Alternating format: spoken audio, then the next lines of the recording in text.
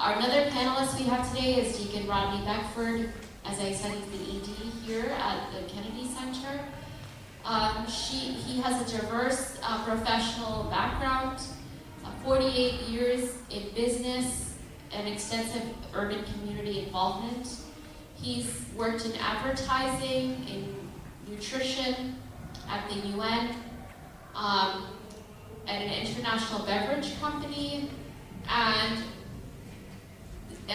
also has served in many different capacities in organizations such as Mind Builders, Creative Arts Center, New York City Missions Board of Managers for Mini Sing Camp and Townhouse.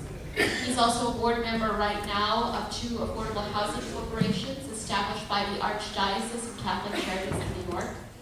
The St. John Paul II houses in Manhattan, St. Augustine houses in the Bronx, and serves in many different advisory councils. And I had the privilege of getting to meet and work with Deacon Rodney Beckford when I was at the Interfaith Center of New York working on the Catholic-Muslim Joint Action Partnership. And it's been a privilege and honor to continue to work with you. I am not Imam Talib. First, I'll say welcome to Kennedy Center. As an executive director here at Kennedy Center for Catholic Charities, this is kind of an honor to be able to sit and talk about realities in particular. This center, please forgive me, there is a very large basketball game going on above our heads. I hope that the camera and the mics are picking that up as well, but know that it is an active place. Yes. Additionally, I think I need to probably preface a little bit about where you are and what goes on here.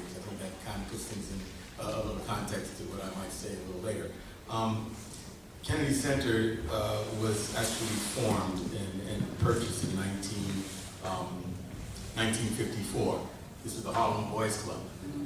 And before Lenox Terrace was built around us, and the Catholic churches in the area that had turned predominantly almost 100% African American had nowhere for their kids to go.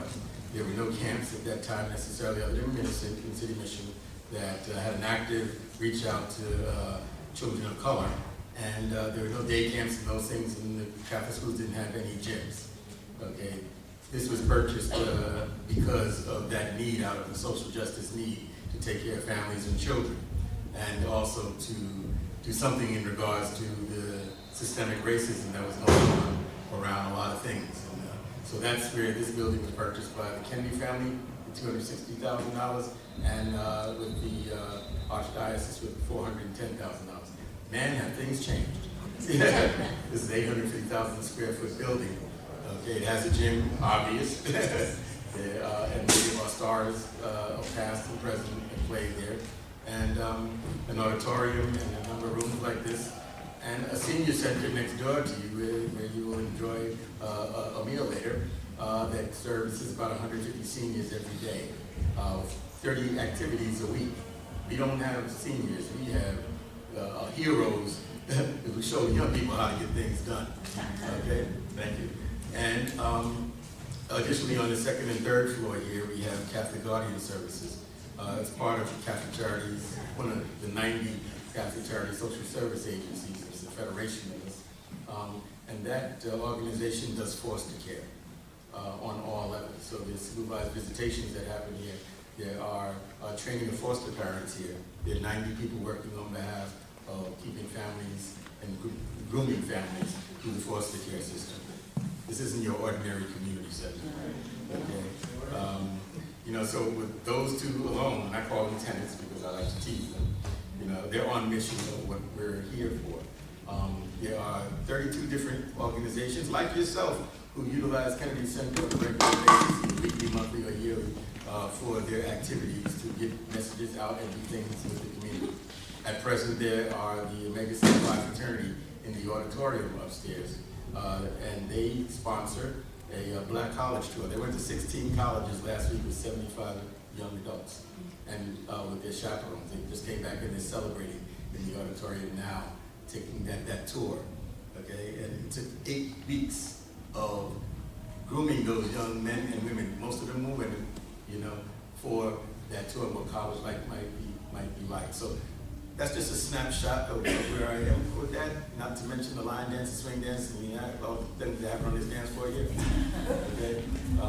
Yes, it's a party palace, but not that kind of party palace. I'm talking about weddings and funerals, those things. Yes, that's the fun.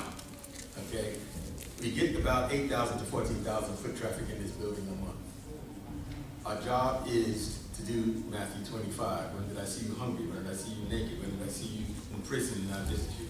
All of those things we address here in one way, shape, or form. It's not a matter of asking for money, it's a matter of giving to the community what it needs. Now, in saying that, I have to tell you the buckets of what I'm charged to do as well, one, I'm not a priest, okay? Let's get that straight. I don't want my wife to get mad. Catholic deacons, unlike priests, are married, generally with children. Okay, so it's a little unique perspective. We are the Catholic Church's secret weapon. You know, like the Episcopal, married clergy with children. We can do everything that any priest can do except hear confession. So please do not tell me anything. I'll tell. Okay, but enough levity. But the realities are that immigration is what we do in Catholic Charities. There are over 150 professionals dealing with immigration on 80 Maiden Lane in Catholic Charities who deal with immigration on a daily basis. It is a large part of what we do. Feeding the hungry is a large part. There's a pantry here, and we feed about 80 to 100 people a week, families. And we manage all of the Catholic pantries throughout the Archdiocese from this building. Okay, so housing is another important thing that is needed in what we do. In this building, we have 6 case managers who deal with getting evicted. So if anyone is about to get evicted, they got that thing smacked on their door, that's where we are. We can come in and stop that and help them through getting out of that situation and financial literacy, not to get into it again. Not your ordinary community center. And we have all the community center stuff too. So we cover a lot of the bases on Matthew 25 in this building, okay? And it is a charge of a Catholic deacon to feed the hungry, clothe the naked, and do all those things. That is my charism as a clergy. So this is a kind of a unique thing. Please don't tell Monsignor Sullivan or the Cardinal, because I would have did this for free. But in saying that about immigration, let me tell you what happens when people cross these doors. Now, those things that I mentioned are specific, but what's even more important is those who walk in the door needing help. We don't turn them away. We deal with whatever they're doing. And what I have noticed in the last year, I've been here for 9 years, what has been very specific that our brothers and sisters who come from different countries and in different statuses are falling in these doors at a much higher clip than 2 years ago. We don't even know that they're in our midst. Brothers and sisters in the Harlem community, you know, we see folks coming in who are new. You know, we see those who are coming in who you might want to say are causing a situation of gentrification, which I don't believe in. People move and they come and go. That's one of those things, okay? But the people who are here don't necessarily leave. They kind of get overshadowed by the modernization that happens, okay? But they're here, and they're still here, and they're still in need, and they still need to be helped and reached out to. So folks fall into this door who I'm undocumented. I can't get services. Can you help me? Thank God I have a division downtown we can connect them to, and they can, you know, folks can work on it. I'll give you a quick story about someone who, when I started here about 9 years ago, walked into the door. She comes to the senior center. She comes in, she gets her meal every day. She's dressed to the nines. This lady is wonderful. You know, when you see her, you just think she's from some aristocratic, you know, family. You know, I almost want to say Wakanda forever. You know, when I see her walk in, she is Nigerian. And our sister is a senior citizen. And more than that, she has no place to live. More than that, she has worked. She's been here for over 20 years and has worked since she has been here. She doesn't have documentation. Okay, she's a senior citizen.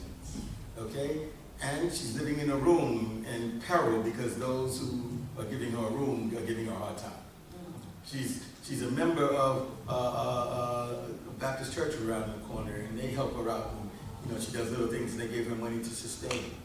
She comes here and we'll help her out. She gets her meals from us. But still, she looks like she has $1 million in her pocket. She's proud. She holds her head up.